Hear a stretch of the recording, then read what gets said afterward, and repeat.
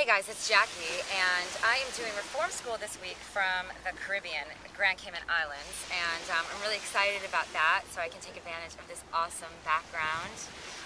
Anyway, I didn't come up with a topic this week because I wanted to be inspired by the islands, and ironically enough, I found my inspiration in a business book that I was reading on the beach, which is not exactly what I expected, but it is inspiration nonetheless. Anyway, in this book, he shares an exercise that I thought would be really cool to actually pass on to you. He is talking about design and how important it is in our lives, noticing the things that we like and the things that we don't like. Now, we live in a day and age where we're really lucky to be able to have so many choices. This is a very abundant time in our lives compared to 20, 30, 50, 100 years ago. We have a lot of stores, a lot of shops, a lot of big designer names are creating products for the everyday market, and we should really take advantage of this situation. And it really starts with the clarity, the beginning, to notice the things that not only you do like, but the things that you don't like as well. And so this exercise really is just about having a piece of paper and a pen, or just your phone with a camera on it, and snapping a shot of things that you love. I mean, anything. It can be so small. Notice if you work in an office, like, do you like the furniture? Is your desk chair comfortable? How's the lighting? What about your favorite restaurant? Do you go to that restaurant just because you love the food, or is there something about the atmosphere and the ambiance that continues to bring you back, time and time again? I know that brings me back a lot, and I think it brings a lot of people back. They just don't notice it. They're not really aware that it's an entire, experience that we're buying into.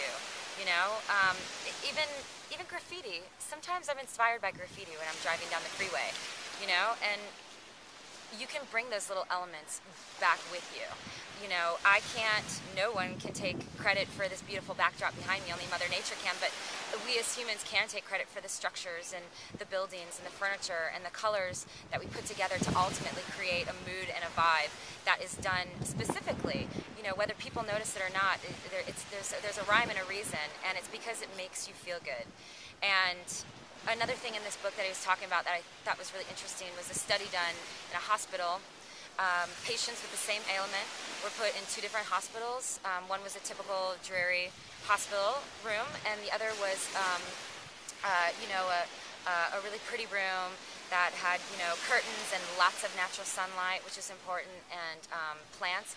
And the patients that were in the aesthetically pleasing room went home on an average 2 to 3 days faster than the ones in the conventional hospital room. So it just goes to show that your living environment is really, really important. And if that's something that's important to you, your happiness and your well-being, I really encourage you to take the time to find out the things that you love and find out the things that you don't like, and bring them home on a small, tasteful scale. I'm not going to recreate the Caribbean in my house, but this color blue is so inspiring to me. This color of sand, the neutral color of this sand, takes me back. Even finding a big shell. It doesn't have to be out in the open for everybody to see on your coffee table, but you can put it on a bookshelf so that when you look at it every once in a while, it can remind you of the vacation you took. The hotel room. Who doesn't like a hotel bed? A great hotel bed. You can do the pure white, soft linens, the big, fluffy duvet, and the big pillows. If you live with somebody, have them put a goddamn chocolate on your pillow if that's what it takes. But you can recreate these things, like I said, in a tasteful scale. And so every time you walk in the door, you can have things around you that make you happy. Because that's the point. We're here to enjoy our lives. We're here to be happy. And if you think you can be happier, I would suggest, starting with your living environment, because you'd be really surprised coming home, sitting in your living room. When you're happy and you're comfortable, everybody around you, everything around you feels better. When you go into your bedroom and you want to be there, you want to have a great night's rest, that shows in your everyday life. And these are elements that you can do very easily. Designing, everybody does it all day. It's solving problems. It's problem solving.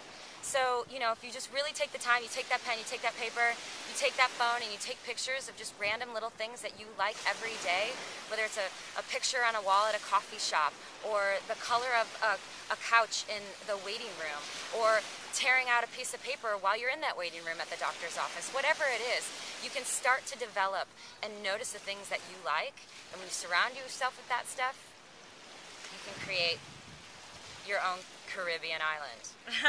Okay, that was a little cheesy, but I think you get what I'm saying. I'm getting heat stroke. I'm hot. I'm full of sand. I'm going to go jump in the water, but thanks so much for watching the Caribbean version of Reform School. I hope you have a great day, and I will see you soon.